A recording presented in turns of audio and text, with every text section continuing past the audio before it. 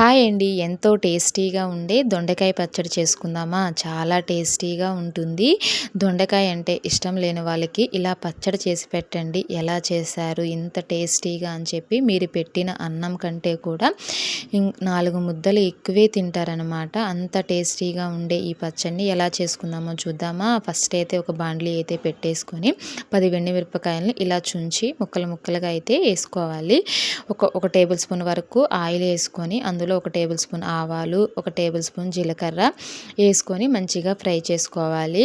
ఇట్లా చూపిస్తున్నట్లు ఈ కలర్ వచ్చిన తర్వాత గ్యాస్ ఆఫ్ చేసేసుకొని ఇవి కొంచెం ఒక ప్లేట్లోకి తీసుకొని చల్లారనిద్దాము. మళ్ళీ అదే ప్యాన్ పెట్టుకొని కొంచెం 2 టేబుల్ స్పూన్ వరకు ఆయిల్ వేసుకొని మనం సన్నగా కట్ చేసి పెట్టుకున్నాం దొండకాయ ముక్కలను అయితే వేసి ఫ్రై చేసుకోవాలి. ఇలా చేసామంటే పచ్చడి చాలా టేస్టీగా ఉంటుంది. ఇవి వచ్చి ఏంటంటే మనము హై ఫ్లేమ్లో పెట్టుకొని ఎక్కువ అయితే ఫ్రై చేసుకోవాల్సిన అవసరం లేదు. మీడియంలో పెట్టుకొని కొంచెం సేపే పచ్చివాసన పోయేంత వరకు కొంచెం ఫ్రై చేసుకోవాలి. ఇవి దొండకాయ ముక్కలు ఎక్కువ ఉడకనీయకండి. ఉడకనిస్తే టేస్ట్ అనేది అస్సలు బాగోదు. ఇవి పచ్చివాసన పోయేంత వరకు మాత్రమే ఇవి మనం కొంచెం ఫ్రై చేసుకోవాలి. ఇవైతే మనకు ఆల్మోస్ట్ కొంచెం ఫ్రై అయిపోయినవి.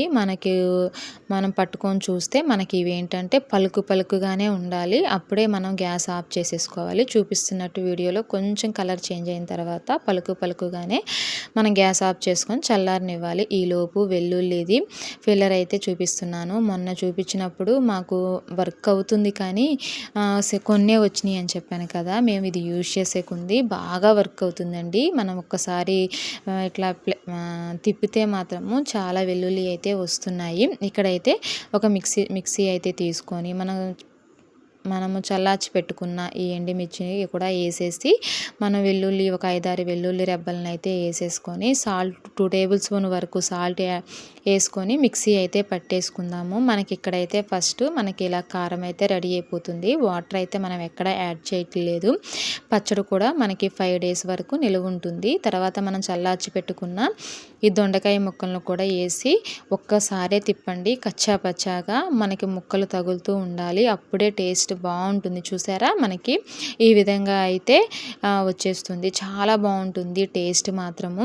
ఇంకా మిగిలినవి కూడా ఒక్కసారి మిక్సీ జార్లో వేసేసుకొని ఒక్కసారి మిక్సీ తిప్పుకొని కచ్చాబచ్చాగానే తిప్పుకొని ఇది కూడా ఇంకా అందులో వేసేసుకొని కలిపేసుకుందాము.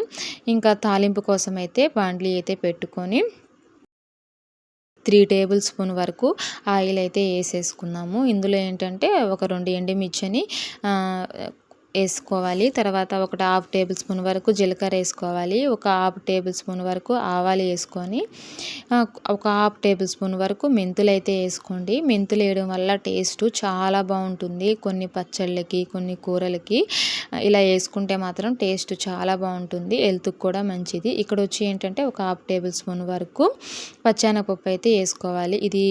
అది వేగేటప్పటికి మనం ఇక్కడ వెల్లుల్లిని అయితే కచ్చాబచ్చాగా దంచుకోవాలి. అప్పుడే పచ్చడి టేస్ట్ చాలా బాగుంటుంది. మనకి అది తగిలేటప్పుడు కూడా ఆయిల్లో కొంచెం ఫ్రై అవుతుంది కదా వెల్లుల్లి టేస్ట్ తినేటప్పుడు చాలా బాగా అనిపిస్తుంది.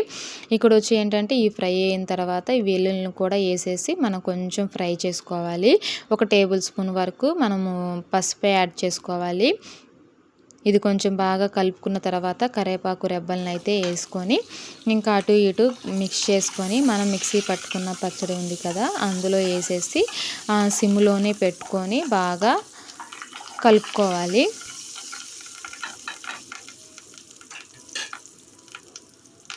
ఈ పచ్చడి చేసిన రోజు ఇంట్లో వాళ్ళని అడగండి టేస్ట్ ఎలా ఉంది అని. అసలు చాలా బాగుందని చెప్తారు. టేస్ట్ అంత బాగుంటుందన్నమాట.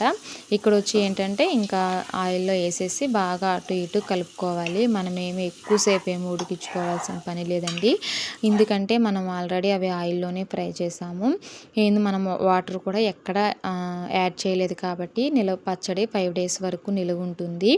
చాలా బాగుంటుంది. వేడి రైస్లోకి ఈ పచ్చడి వేసుకొని ఒక్క స్పూన్ నెయ్యి వేసుకొని తిన్నారంటే ఈ పచ్చడి ముందు మనకి ఏ కూరలు కూడా సరిసాటి రావండి. అంత టేస్టీగా ఉంటుంది. ఇష్టం లేని వాళ్ళకి కూడా ఈ పచ్చడి చేసి పెట్టండి. అంటే దొండకాయ చాలామంది మేము తినము మాకు నచ్చదు అంటారు కదా వాళ్ళకు కూడా ఈ దొండకాయ పచ్చడిని ఇలా చేసి పెట్టారంటే చాలా బాగుంది టేస్టు. ఇంత బాగుంది ఏంటి అని మీకైతే కాంప్లిమెంటు ఇస్తారు. అదేవిధంగా టేస్ట్ కూడా చాలా బాగుంటుంది. మా వీడియోస్ నచ్చుతున్నట్లయితే ప్లీజ్ లైక్ చేయండి, షేర్ చేయండి. బేబీ లాగ్స్ని సబ్స్క్రైబ్ చేసుకొని సపోర్ట్ చేయండి. చాలామంది అయితే వీడియోస్ని చూస్తున్నారు కానీ లైక్ అయితే ఇవ్వటం లేదు. మీరు ఇచ్చే ఒక్క లైక్ ఏంటంటే వీడియోని ఇంకొంచెం మందికి అయితే తీసుకెళ్తుంది. లైక్ అనేది కంపల్సరీగా ఇవ్వండి. ఇక్కడ వచ్చి ఏంటో చూసారా, అక్కడక్కడ పలుకులు తగులుతూ పచ్చడి టేస్ట్ మాత్రం చాలా బాగుంటుంది. వీడియో నచ్చితే లైక్ చేయండి, షేర్ చేయండి. బేబీ లాగ్స్ని సబ్స్క్రైబ్ చేసుకొని సపోర్ట్ చేయండి.